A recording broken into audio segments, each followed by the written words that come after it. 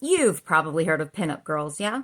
I mean, come on, they were gorgeous. But certain folks tend to forget they were also brilliant, brave, valorous, and oh my gourd, more than their looks. Maria Magdalene Dietrich was born in 1901, near Berlin. From 1906 to 1918, she studied violin and dreamed of becoming a concert violinist. She was good enough to do it, too. Unfortunately, that dream was cut short when she seriously injured her wrist and could no longer play. So she made a new dream. She turned to singing and dancing and acting. Turns out she was pretty damn good at that stuff, too. By the early 1920s, she was singing in a cabaret and taking small roles in small theaters. At some point along the way, some say age 11, others say 13. Still others say it was because her family had rejected her career choice. Whatever the time frame, she decided to combine her two first names and became Marlene Dietrich. I'm pretty sure I've heard it pronounced here as Marlene Dietrich, but folks around these parts seem to be pretty lazy about learning how to say a name correctly. Anyway, pretty soon she was taking roles in silent films, more than a dozen. On the set of one of those movies, she met Rudolph CA. They got hitched in 1924. They had one daughter together, but after 5 years, the marriage was over. They never did bother to get divorced, though. Magdalene's breakthrough performance came in 1930, when she was cast as Lola Lola in Germany's first talking picture. It was called The Blue Angel. No, not trying it in German. Because it was also recorded in English using the same cast. Well, after that one theater owner told her, "Pickings are ripe. Get your ass to Hollywood."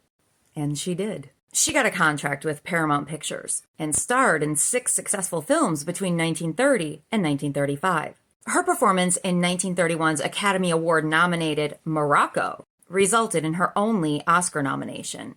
She didn't win. Unfortunately, she was also being typecast as a, let's say, loose woman. Well, she also built a reputation for herself. She was known to romance her co-stars, like Jimmy Stewart. That one allegedly didn't end well. Ooh, but she also loved wearing pants. You know, because they're more comfortable. Well, according to CNN.com, she once took a trip to Europe wearing white pants. The chief of police in Paris said that if she wore them, he was arresting her. When you consider it was technically illegal for women to wear pants in Paris until about 2013. Yeah, she was so offensive. So she didn't agree with his bullshit. But she did not show up in pants. Nah, it was a suit with a man's coat and sunglasses. Then when she arrived, she took the chief's arm and walked with him off the platform. Reputation, remember? Side note, she was not arrested, contrary to a viral Reddit post that claimed she had been.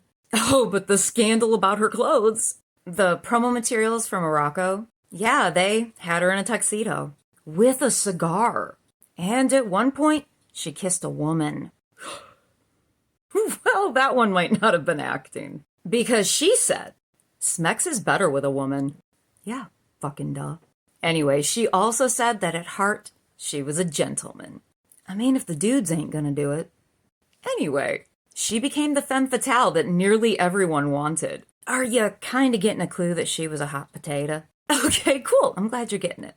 But she wasn't just a pinup girl. She was a patriot.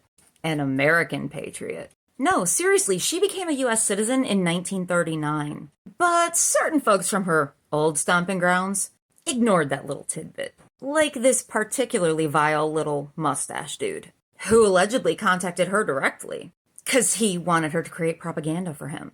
Well, it sucked to be him, because she believed in freedom, independence, and not wiping out millions of people. Schmazzies called her traitor. Boo-hoo for them. Because she joined the U.S. efforts during World War II. Remember, Citizen Patriot? She was one of the first celebrities to travel the United States, encouraging the public to purchase war bonds. You know, raising funds for the war effort. Some historians estimate she raised about $1 million. That's more than 22 million today. Okay, and yeah, she did end up recording propaganda for the Allied forces. She recorded several albums to cause the Axis powers some problems. Like, you know, lowering morale. Maybe bringing citizens to the right side of history? So one of her most popular programs was called Lili Marlene, and Germans loved it. As you can imagine, German leadership did not. And with many others, they outlawed it. It probably didn't help that in British broadcasts, she literally told the German people, Hitler is an idiot. I mean, if the shoe fits. Oh, and it did.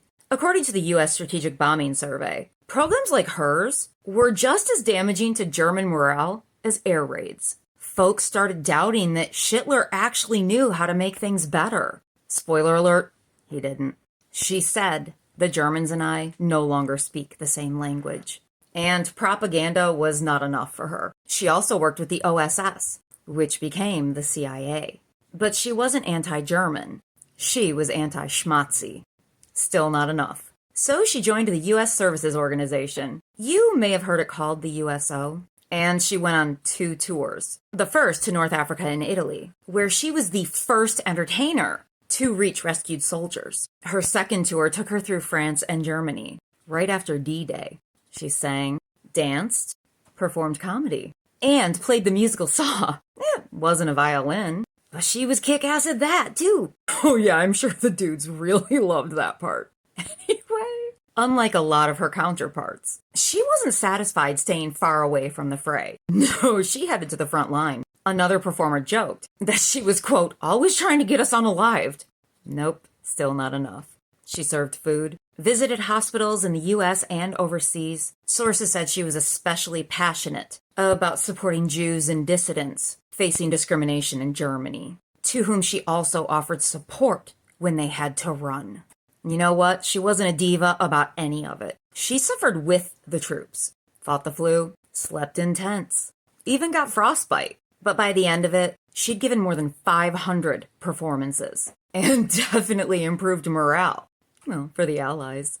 Then in 1947, she was awarded the United States Medal of Freedom. Yeah, for her efforts in World War II. That's the highest honor bestowed upon a civilian. After the war and into the 1970s, Marlene performed in Vegas and other areas, while her Hollywood career all but vanished. Near the end of her life, she was struggling with some physical issues due to a compound fracture of her leg. She lived the last 12 years of her life in her Paris apartment, a recluse, and a prolific letter writer. Look, she didn't want to be seen. Doesn't mean she didn't want to communicate. Marlene Dietrich once said, when you're dead. That's it. And she passed away in 1992 at the age of 90. She is buried, as she requested, in Berlin. The public and reporters were not allowed at her service. But after the funeral, hundreds of Berliners walked past her grave and piled it with flowers. Today, you can see her star along the Hollywood Walk of Fame. Find her on any of the streets or locations which have been named for her. Become captivated by her voice on the albums she recorded. And honor her service to the United States during World War II. It all began publicly with the Blue Angel and ended with a private memorial. But as one of her funeral wreaths read, angels do not die.